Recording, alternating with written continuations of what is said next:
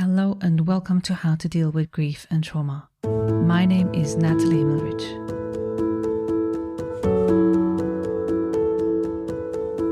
How to Deal with Grief and Trauma is completely self-funded, produced and edited by me, Nathalie Himmelrich. Consider making a small donation to support the podcast. Go to bit.ly/support, capital G, capital T, and podcast. I repeat, bit.ly/supportgt podcast.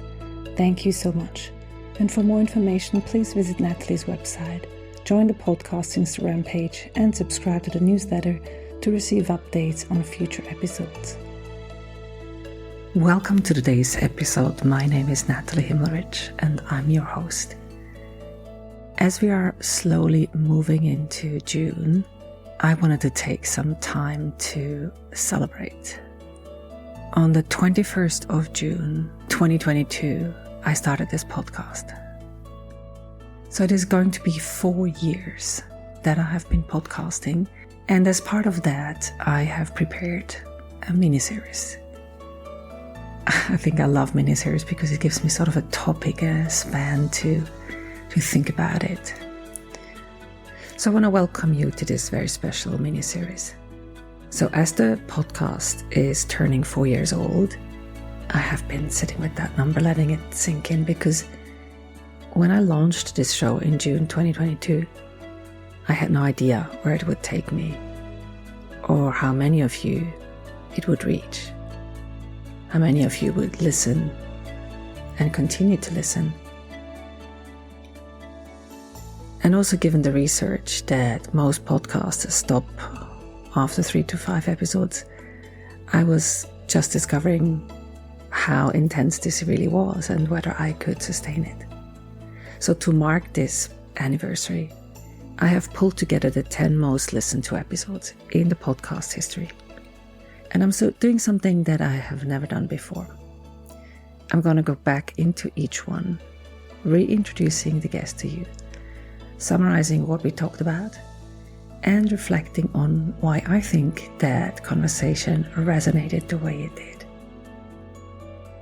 I would love to hear what you think, why it might resonate. So we're going to count down from 10 to 1. Let's start. Coming in at number 10 is episode 83. My conversation with Stephanie Sarazin on the topic of ambiguous grief. So I had learned about ambiguous grief as part of my training, but really Stephanie, a writer, researcher, she is also an ambiguous grief guide. Her work focuses specifically on supporting people who are grieving the loss of a loved one who is still living, but no longer as they once were in the relationship. And so what makes Stephanie's approach particularly compelling is that, as many, in her case as well, it came directly out of her own experience. She went through what she describes as a midlife trauma, and that experience sent her on a journey both spiritually and literally around the world to understand the grief she was carrying. That journey led her to something significant, the first of its kind definition of ambiguous grief. And so the definition that she arrived at is this: ambiguous grief is grief that is triggered by the loss of a loved one who is still alive, and in which the experience of hope is part of the grieving process. And that word, hope, is what sets ambiguous grief apart from the grief we more commonly discuss. So when someone dies, there is a finality.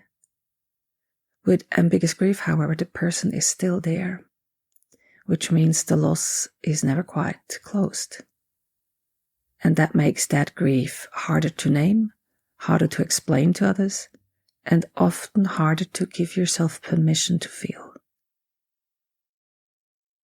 So Stephanie went on to write a book about it. It's called Soulbroken, a guide for your journey through ambiguous grief, which won the 2023 Nautilus Books Gold Award in the category of grief and loss. As always, you can find the links in the show note to find out more about Stephanie.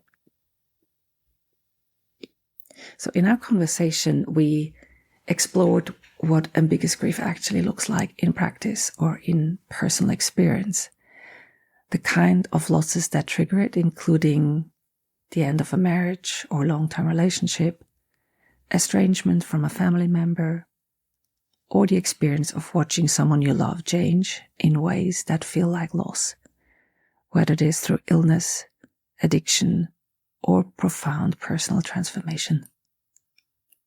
We talked about why this type of grief is so rarely named and validated, and what it means to grieve someone who is still physically present in the world.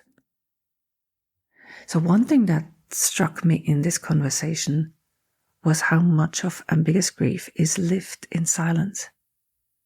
People often don't feel they have the right to grieve because the other person is still alive. There is no funeral. There may be no clear moment of rupture. And yet the loss is real and it is heavy. What I realized speaking to Stephanie is that I myself in my life experience ambiguous grief. And again, I also noticed that it is something that is difficult to speak about it because it is something that is lived and has a lot to do with potential, history, secrets, dynamics, for example, dynamics in the family. And so it stays somehow hidden. And this is also why I think it resonated with so many listeners. Precisely because it is everywhere. And, as I said, the least spoken about form of loss. Because divorce, as an example, is often something that people from the outside look at. Oh, it's good that you got a divorce. Or estrangement, or a slow erosion of a relationship. These are losses that often go unwitnessed and unmourned. Stephanie gave language to something that so many people carry without knowing what to call it. So if this is something you are living right now, grieving someone who is still alive, I want you to know your grief is real, it counts. And you do not need a death to justify mourning. I highly recommend going back to listen to the full conversation with Stephanie in episode 83. And if you want to go deeper, her book Soulbroken is a genuine guide, not just a theory, but a practical companion for the journey. So the link to Stephanie's episode is in the show notes. Or you can go to my website, nathaliehimmelrich.com, and you can find the episode in the podcast archive. Next episode will be 9 out of 10. And do you have a guess? Which one was your favorite episode? I would love to hear from you. In the show notes, there's a button that says send a text. I'll read all and every one of your messages. Take care. Until next time. Thanks for listening to How to Deal with Grief and Trauma. If you'd like to be updated on future episodes, please subscribe to my newsletter on nathaliehimmelrich.com. If you need grief support, please contact me for a 30 minutes free discovery session. How to Deal with Grief and Trauma is produced and edited by me, Nathalie Himmelrich. To support this podcast, please rate, review, and subscribe to or follow the podcast on Apple, Spotify, or wherever you get your podcasts. Thank you. And remember to keep breathing. I promise it will get easier.